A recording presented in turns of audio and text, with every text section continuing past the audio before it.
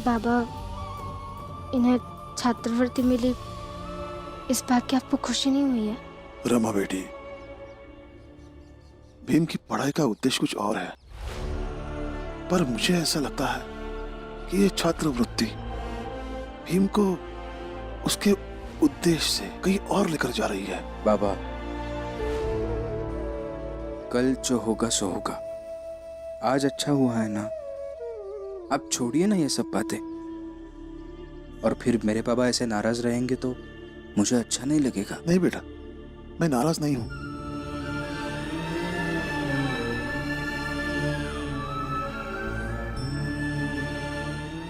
नाराज नहीं हूं,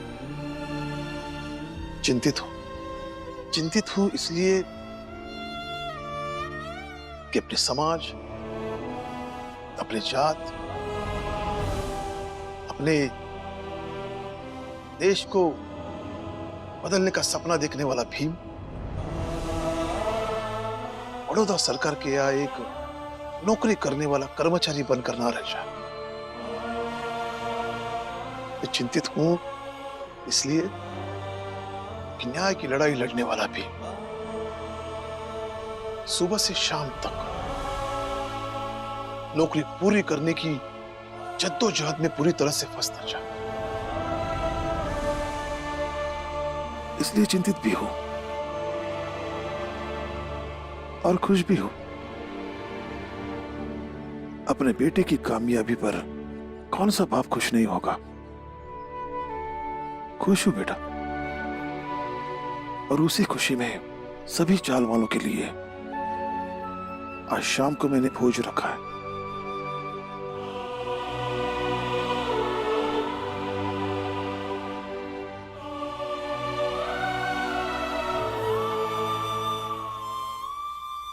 भीम बेटा, मुझे पता है तुम्हारे बाबा बहुत खुश हैं। उनका ये जो गुस्सा है ना, बस थोड़े क्षण का है। तुम दोनों परेशान मत हो। हाँ, मैं देखता हूँ वो शाम के भोज की तैयारी वगैरह करनी है ना, और तुम लोग भी तैयार हो जाओ। हाँ,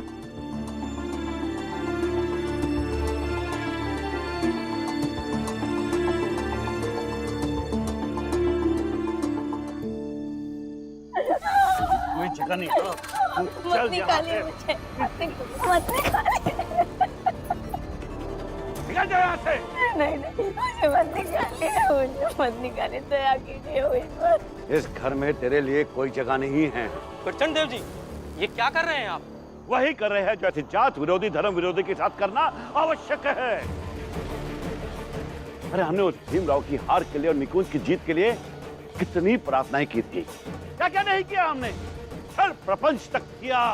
मगर ये हमारी पत्नी, ये यहाँ बैठकर भीमराव की जीत और उस निकुंज की हार की प्रार्थनाएं कर रही थी। हमारी पत्नी होकर ये प्रार्थनाएं कर रही थी। नहीं नहीं जी, मैंने निकुंज की असफलता के लिए कभी प्रार्थना नहीं की। मैंने तो बस भगवान को यही बोला कि जो ज्यादा योग्य है वही सफल हो। ठीक है, तो एक काम कर, अब तू जा यहाँ से, जहाँ मर्जी चाहे जा, अपने मायके में जा, मगर इस घर में तेरे लिए कोई जगह नहीं है। माफ कर दीजिए, मुझे मत निकालिए घर से, मुझे माफ कर दीजिए। मैं कहाँ जाऊंगी? जहाँ वो योग्य भीमराव तुझे ले जाए वहाँ जा तू। चलो भाई, चलो। रुकिए जी।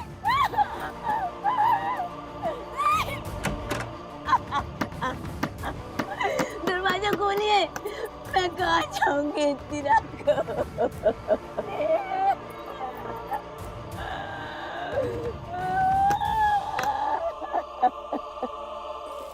जल्दी करो, ये हो गया।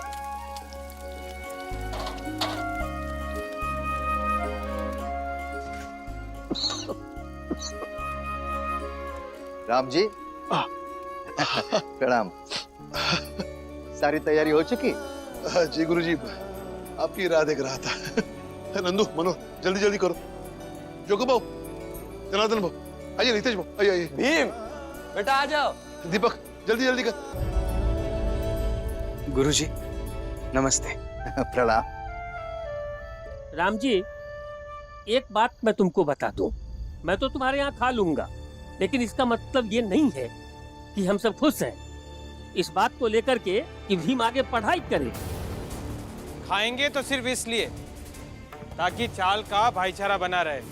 हाँ, भाईचारा बनाने के लिए ही खा लीजिए, इससे सेहत भी बनी रहेगी आपकी। जिसे जैसे याद रखना है रख सकता है, लेकिन हम आज की शाम को ऐसे याद रखेंगे कि जब भीम को छात्रवृत्ति मिली थी तब चाल में सबने एक साथ मिलकर खाना खाया था।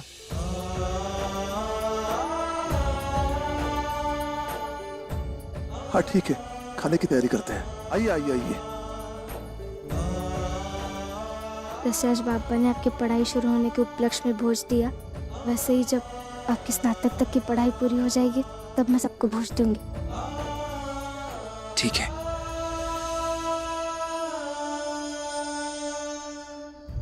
भीमराव, जी क्या हुआ? भीमराव, मैं घर से निकाल दी गई हूँ।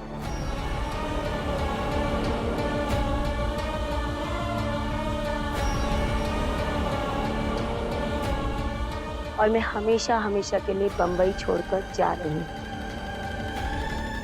जाने से पहले तुमसे एक बार मिलना चाहती थी, कुछ कहना चाहती थी।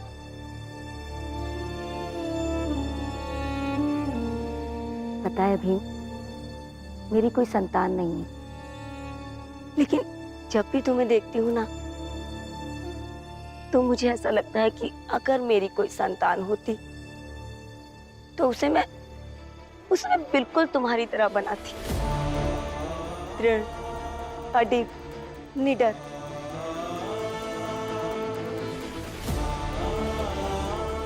और तुम ना जैसे अभी तक जीते आए हो ना, आगे भी वैसे ही जीते रहना। मेरे पति प्रचंड देव जैसे कई लोग तुम्हें जीवन में मिलेंगे, पर तुम किसी से भी कभी मत डरना और ना ही किसी के आगे झुकना। लो, देख लो, इस भीम के चक्कर में एक और जिंदगी बर्बाद हो गई। नहीं जनार्दन, बर्बाद नहीं, बल्कि भीम का प्रभाव जिस पर भी पड़ जाता है उसे सत्य की पहचान हो जाती है। वो सही गलत में फर्क कर पाता है, और वही फर्क मैंने भी किया। इसीलिए मैं अपने पति प्रचंड देव को हमेशा हमेशा के लिए छोड़कर जा रही हूँ। देखिए, मुझे ऐसा लग रहा है कि आप ये गलत कर रही है। ये ऐसे छोड़कर जाना सही नहीं है। आपकी जगह अगर मेरी आई भी होती तो मैं यही सलाह देता। तो क्या करूं भीम? उनसे मार खाती रहूं, प्रताड़ित होती रहूं? नहीं, मेरे कहने का ये मतलब नहीं था। मुझे ऐसा लगता है कि आपको लड़ना चाहिए। अगर आप एक कदम पीछे हटेगी तो आपके साथ पूरी नारी जात एक कदम पीछे हो जाएगी। लेकिन अगर आप लड़ेगी तो याद रखिए, आपके साथ पूरी नारी जात शक्तिशाली हो जाएगी। दे दिया ना ज्ञान, अब ये ज्ञान लेकर के बेचारी आगे जाके लड़ेंगी, लेकिन नतीजा क्या होगा? बर्बादी, और सिर्फ बर्बादी। अपने हक के लिए लड़ने से बर्बादी नहीं होती है। इनका लड़ाई खातिर ज्ञान तो दे रहे हैं, लेकिन का ये प्रचंड देव जैसे शक्तिशाली आदमी से जीत पाएंगी? हाँ भीम, ये सही कह रहे हैं। मैं अपने पति से कभी नहीं जीत पाऊंगी।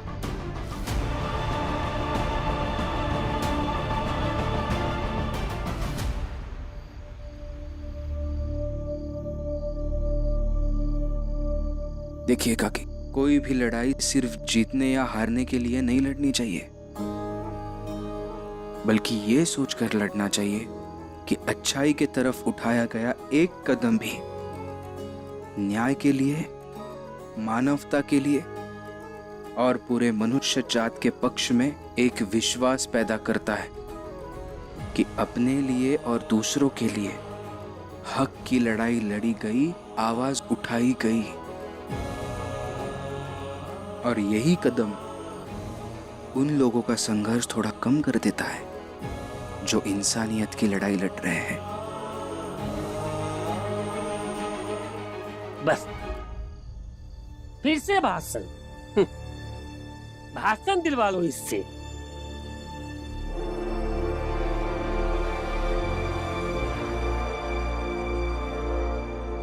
मैं लड़ूंगी भीमराव।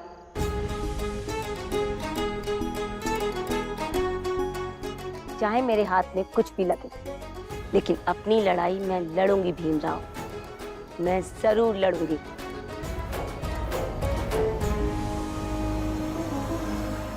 अब मैं वापस नहीं जाऊंगी।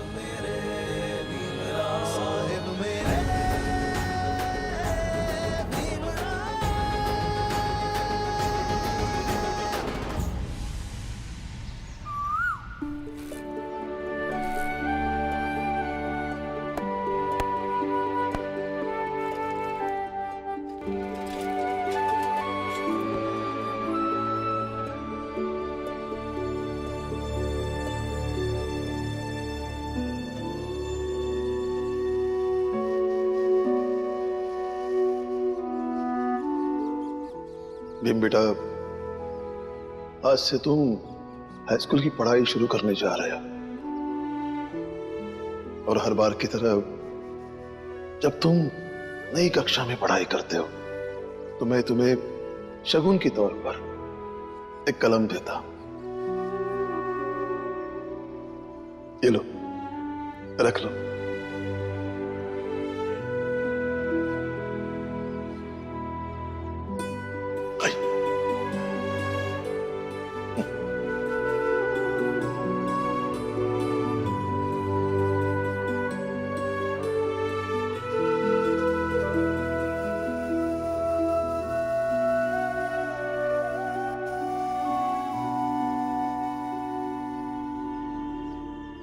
मैं समझ रही हूँ इस कलम से आपके रिश्ते को, लेकिन आप उदास क्यों हैं? आप जाइए तो सही। आज भी बाबा आपको कलम देंगे शगुन। लेकिन आज अगर बाबा ने ऐसा नहीं किया ना रमा, तो आज से मैं बहुत कमजोर महसूस करूंगा अपने आप को। क्योंकि भीम के जीवन की सबसे बड़ी ताकत बाबा और उनका मेरे ऊपर किया जाने वाला विश्वास है।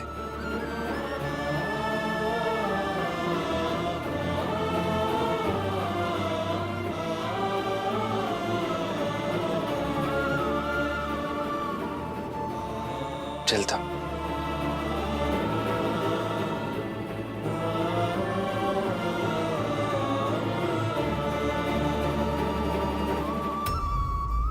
बाबा, आशीर्वाद दीजिए।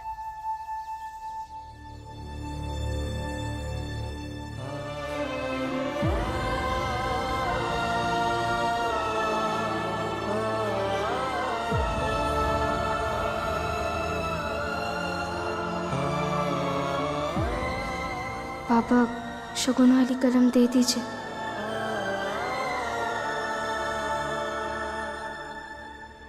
काका, खुश रहो बेटा।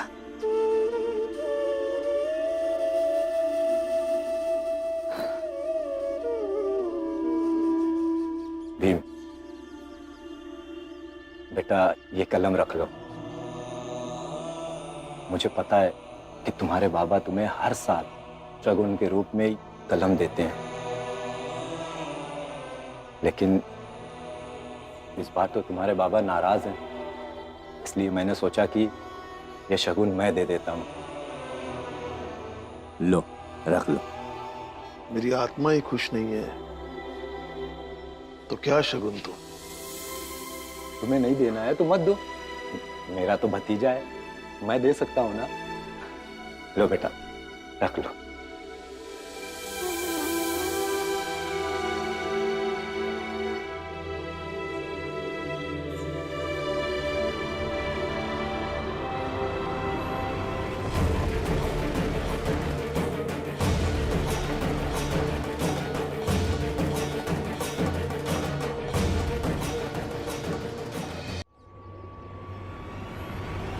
इनकी दी हुई कलम को खुद की बताकर ज्यादा शातिर बनने की कोशिश कर रहे हो? जीजा भाई, मैंने इसे कोई कलम नहीं दी है। जब पुरंजन और आप इस नौटंकी की योजना बना रहे थे ना, तब सब कुछ सुन लिया था मैंने। पुरंजन, कल सुबह जब भीम कॉलेज जाएगा तो उसे पेन दे देना। और हाँ, मेरा नाम मत लेना, कहना कि तुमने दिया है, क्योंकि मैं दे नहीं सकता। और बिना मेरे शगुन के चला जाएगा तो मैं ये देख नहीं पाऊंगा।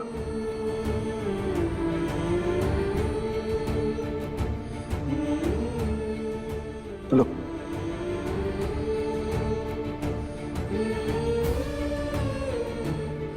एक बात तो मानना पड़ेगा राम जी, मैं तुम दोनों को इतने सालों से जानता हूं। कमाल है तुम दोनों का रिश्ता ना। एक दूसरे की फिक्र भी करते हो, नाराज भी होते हो, गुस्सा भी करते हो एक दूसरे पर। हाँ, मानना पड़ेगा तुम बाप बेटे का रिश्ता।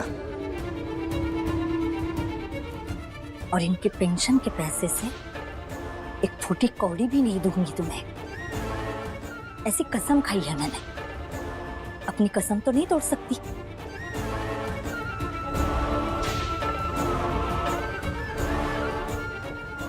मेरे बाबा के दिल में क्या है ये पता चल गया मुझे। मुझे मेरा शगुन मिल गया। अब ये पेन मुझे मिले या ना मिले कोई फर्क नहीं पड़ता। और मेरे बाबा के रूप में करोड़ों की दौलत है मेरे पास। उनके पेंशन के कुछ पैसों का मैं क्या करूंगा? तो वो पैसे और ये पेन रखिए आपके पास।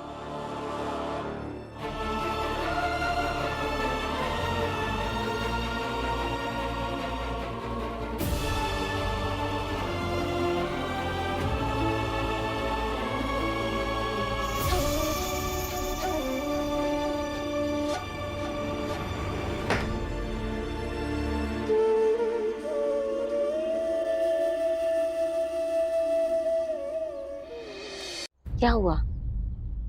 बहुत हैरानी हो रही है।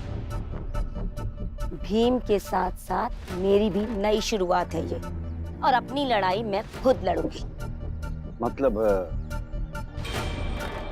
उस भीमराव ने तेरे अंदर ताकत की चाबी भर दी, और तू क्रांतिवीर बनकर आ गई है। सुन, ज्यादा मत बोल वरना यहीं पर निपटा देंगे। निपटा दीजिए, लेकिन अगर मुझे कुछ हुआ तो आप सब पर मुकदमा चलेगा।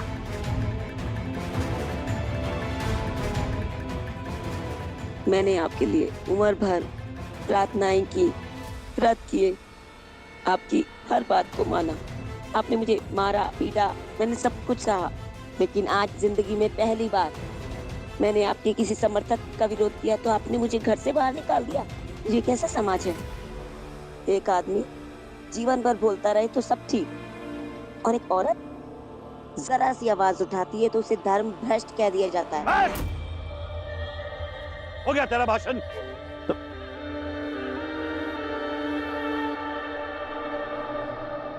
ट्रेन छूट जाएगी तेरी, चल जा। नहीं, मैं कहीं नहीं जाऊंगी। हमारी मर्जी के खिलाफ हमारे घर में घुसेगी? नहीं, ये आपकी गलत फहमी है। मैं अब इस घर में तभी जाऊंगी जब आप मुझे अंदर लेकर जाएंगे। तब तक मैं उस चौक पर ही रहूंगी जहां आकर आप चाय नाश्ता करते हैं, और वहीं बैठी रहूंगी दिन रात। देखती हूँ आप कब तक मुझे लेने नहीं आएंगे। ऐसा कुछ नहीं होगा। होगा, जरूर होगा, क्योंकि भीम ये कहता है कि अच्छी नीयत से लड़ी गई लड़ाई की हमेशा जीत होती है, और मुझे पूरा विश्वास है कि मेरी भी जीत जरूर होगी।